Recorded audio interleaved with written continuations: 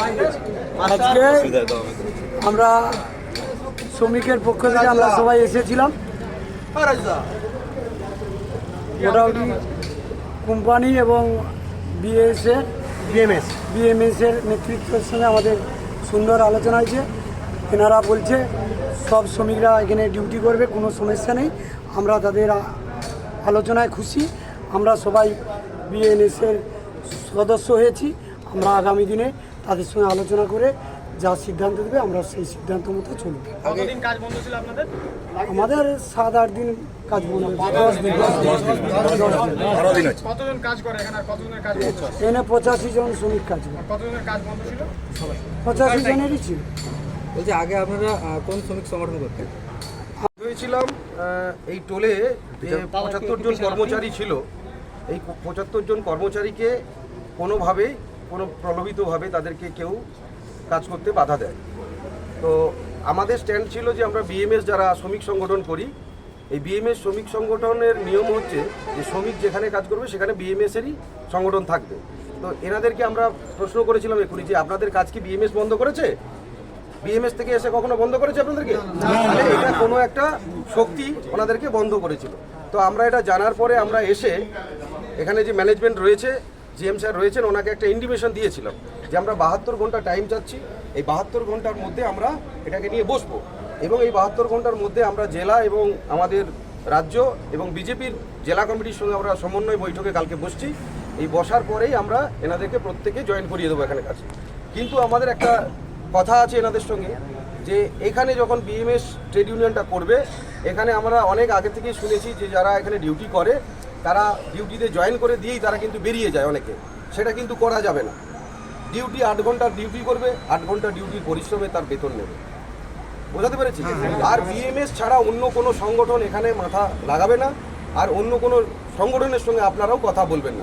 আমাদের এখানে দায়িত্বে রয়েছে বিশ্বজিৎবাবু সম্পাদক ব্লকের, সহদেববাবু সভাপতি রয়েছে, চন্দন ভাই আছেন এখানে সহকারী সভাপতি। এনারা 3 জন এখানটা দেখবেন।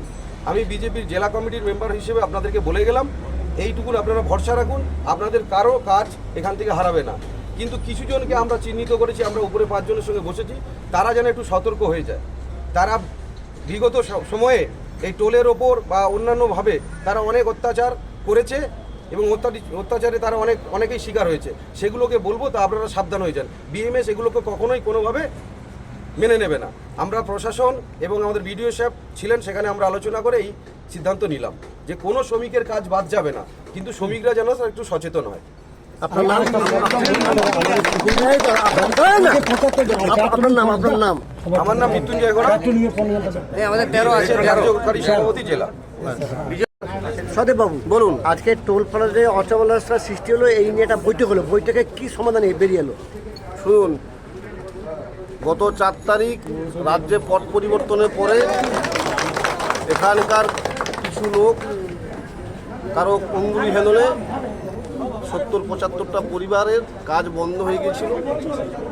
আমরা ভারতীয় মজদুর সংঘের পক্ষ থেকে যখন নজরে খবরটা পাই, আমরা এখানে টোলে এসে এখানকার যিনি দায়িত্বে আছেন জিএম সাহেবকে আমরা লিখিত দিয়েছিলাম যে স্যার, কর্মীদের কোনো কাজ বাদ যাবে না, কারণ কর্মী তারা কর্মী, তারা যে কোনো দলের হোক, যে কোনো রঙের হোক, আপনারা একটু আমাদের সময় দেন, আমরা সমস্ত কর্মীকে কাজে ফিরিয়ে নেব।